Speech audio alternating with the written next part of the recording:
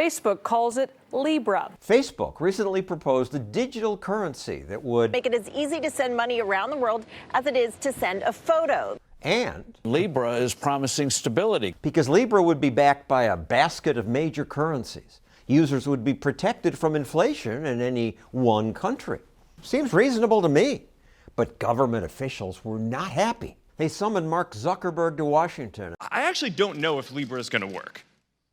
But I believe that it's important to try new things. With politicians threatening all kinds of regulation, Libra backers got scared. High-profile backers have recently dropped out of Libra. Visa, MasterCard, Stripe, and eBay all quitting the association. Why are politicians so opposed? Because they're threatened by it, because this is going to be competition for the US dollar. Tech reporter Naomi Brockwell. The government doesn't like this competition. But even if Libra's crushed, says Brockwell, other digital currencies like Bitcoin can't be stopped. You want to send money to Russia to a family member, it's going to be censored. You want to send money to a relief effort in Venezuela, it's going to be censored. You want to use Bitcoin for that, your money will get through. That's an incredibly powerful tool. That gives people back the freedom to spend their money where they want to spend it. Bitcoins are generated all over the internet by anybody. It's the first currency we've ever seen that is decentralized. They can't shut it down. Exactly, and that's why it's still around, because they haven't been able to have these hearings. They haven't been able to call on the CEO of Bitcoin and say, you'd better cease and desist. There is no server to unplug. There is no company to shut down, no CEO to throw in jail, so it persists. That's really exciting. Digital currencies live on thousands of individuals' computers, so no government can stop them by pressuring any one company. Bitcoin, the virtual currency. When Bitcoin started, it was worth virtually nothing, but then it caught on. You've seen Bitcoin gain 40%. 2 years ago, the price of one Bitcoin reached almost $20,000. Then it crashed to $3,000. Today, the price is about $9,000. That volatility deters many people from using Bitcoin as money. But for those of us who don't trust governments, it is the only suitable money for free people. Still, there are plenty of skeptics. I think it's more of a gigantic classic pump and dump scheme.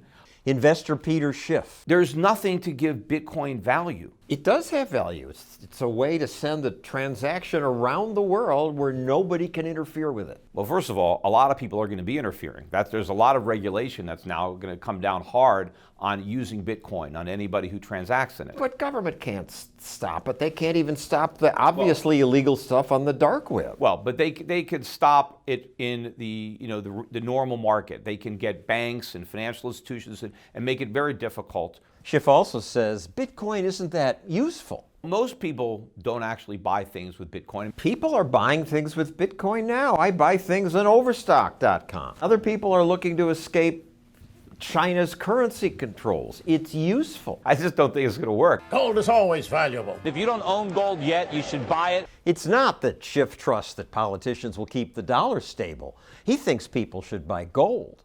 Gold has worked for thousands of years. Bitcoin's only been around for 10. Gold has actual value. There's a huge industry that needs gold. Jewelry, then you have it in consumer electronics and aerospace and medicine. I bought gold. I've bought gold coins. But then I've got to store them somewhere, put them in a safe deposit box.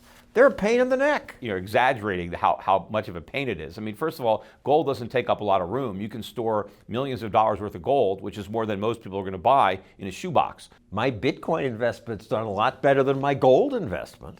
Well, if you got in early, I mean, you could say that about a lot of bubbles until they pop. So I'm a fool because I bought Bitcoin? No, you're a fool because you're not selling your Bitcoin.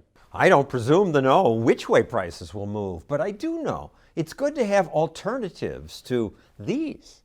The value of these is only backed by politicians' promises, and I sure won't trust those. And even if these things do remain valuable, I don't trust that politicians won't someday tell me, you're not allowed to use your dollars for things we don't like. The U.S. government has put increasing pressure on companies to stop working with WikiLeaks. The government decided that they didn't want WikiLeaks to receive donations. Funding to the website is becoming increasingly difficult. We've seen a monopoly on the money supply for a very long time, and finally consumers have a choice. You can send Bitcoin peer-to-peer to someone over the other side of the world almost instantly at very low cost, and it can't be censored. That's incredibly powerful.